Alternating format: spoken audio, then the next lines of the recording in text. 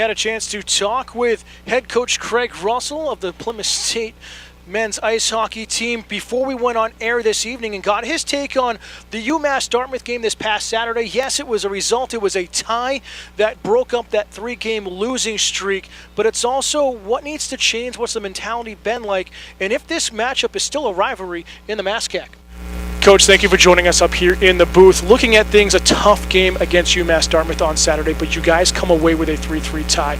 Walk us through the trials and tribulations of that game to get the result.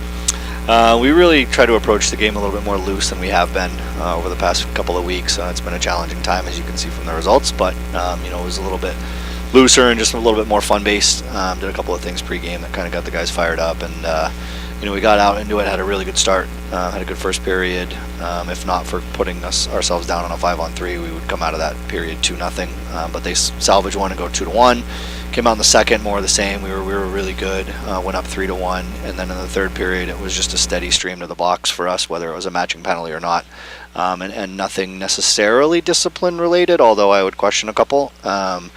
Definitely the guys are just playing hard, and it was some poor decisions on our side and poor stick control and poor awareness, but nothing where it was the purpose of taking a penalty and doing something dumb. It was just playing hard.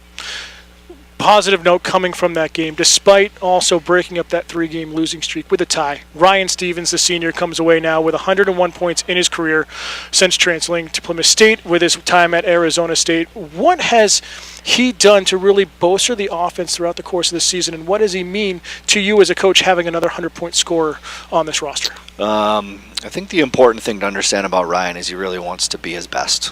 He came in here knowing nothing about the level, only knew about the higher levels that he had been at and knew nothing here. So initially the first meeting that he and I had was, he thought he could produce offensively and help, but he didn't know.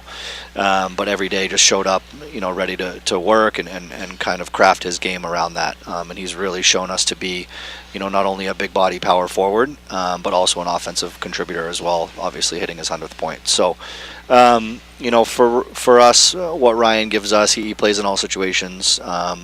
He's been really good on the bench this year. He's really kind of upped his leadership role from last year, and that was a big challenge for him this year from the coaching staff, was to fine-tune himself in that role, because everything else he does is great. He really needs to understand the leadership that this group needed with having so many freshmen and so many sophomores as well. So he's certainly done that. He's been great. We just hope for more of the same for the rest of the season from him. Looking at the two different, essentially, seasons for you this year, your 9-game unbeaten streak to start the year outscored your opponents 50-16. In the last 6 games, though, are outscored against you 24-11. What's really changed in the offense here in the last 6 games? I think what you'll see, what was going on in the first 9 games, was the power play, first unit especially, was really clicking. The first line was scoring a lot, and then allowed our younger guys to kind of just ease into it. Once that top unit started to cool off a little bit and that first power play unit cooled off a little bit, it was really putting some pressure on the younger guys, and they weren't ready for that. They've gotten a little bit better every night here since the first week back, and they've been doing a pretty good job. A couple of guys contributed. Grant DeWitt got on the score sheet the other night. He's been really good for 2 straight games, so hoping for some more from him. He's earned himself some second unit power play time tonight, so we're hoping that he can continue to grow within that game, and I hope some other guys join, because it was just going to be impossible for that first unit and first line to continue scoring at the pace that they were. Obviously without Victor Bergstrom being out, that's a big hit too. Somebody's got to step up and fill his role as well. So this is leaving opportunity on the table for guys to step into a little bit more of a crucial role, and I think they're hungry for that. Looking at things, though, kind of beating a dead horse. I know we've talked about it the last couple of seasons. Penalties have been an issue, especially as of late. Third period, it felt like your team lived in the box against UMass-Dartmouth on Saturday. How crucial was Evan Morelli in that game to hold on and preserve the tie, and really what has to change drawing penalties or getting penalties against you guys? Yeah, no, Evan was great. Your goalie's got to be your best penalty killer. Although we gave up 3 that night, he was certainly our best penalty killer. So he made some big saves. They're a shooting power play, so they generate a lot of offense off of their power play, a lot of second chances, third chances. I thought we did a really good job defensively in front of him, and the goals that they did get were somewhat fluky, especially the 2 third period goals. So, for us, got to stay out of the box. Obviously, I think it's more about working hard and smart at the same time instead of just trying to outwork and outmuscle teams. We've really got to work smart at the same time and be smart with our sticks and smart with our body contact and understand where people are along the wall.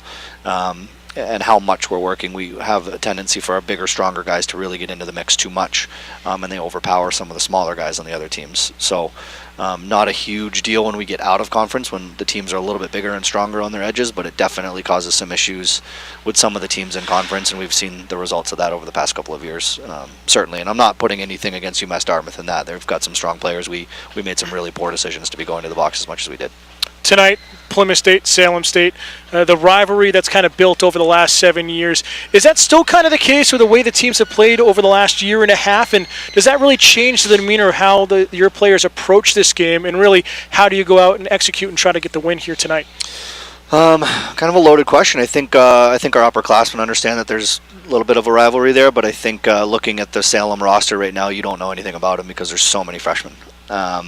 Where last year they were senior heavy, everybody knew everything about each player, and they knew everything about all of our guys. So, that was the fun in that rivalry. I think you're starting to see that that's really turning to be a Fitchburg and UMass Dartmouth rivalry with us, which is great. We love it. By the end of the season, everybody's a rival. You play each other 3 times, and then a 4th time in the playoffs. You're gunning for each other, and everybody at that point knows everything about the next. So, we're excited for the game tonight. Hopefully going to get back on track. We've had a couple of really good efforts, some good practices. Guys are really focused. I know we haven't had the results, but we're knocking on the door, and if the hockey gods can smile on us for 5 minutes even, I'll take that. It's had some tough bounces against us the past couple of weeks, but hoping we can earn those bounces tonight. Coach, as always, we appreciate your time in the pregame, and best of luck here this evening. Okay, thanks, Dan.